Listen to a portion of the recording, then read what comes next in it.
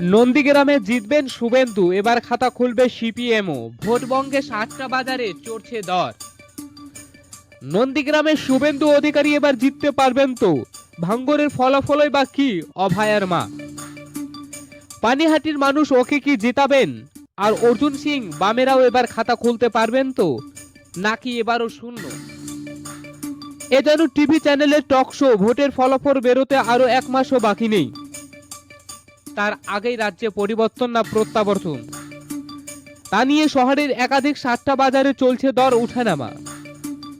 তবে তাতেও যেন ট্রেন্ড বদলেছে এবার।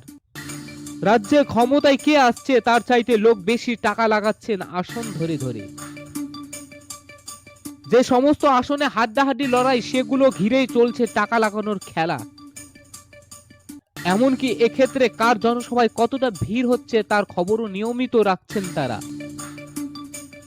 বদলাচ্ছে সিদ্ধান্তও।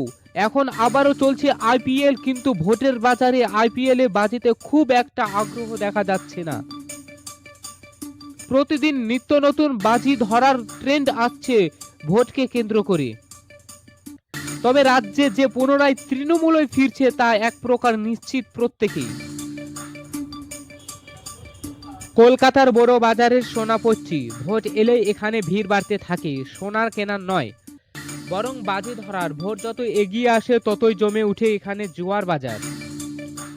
উঠে বড় বড় টাকার বাজি। স্থানীয়ভাবে এখানে অনেকেই জানেন 7টা বাজার চলে, কিন্তু তা তো বেআইনি। অনেক কিছু তো বেআইনি দাদা।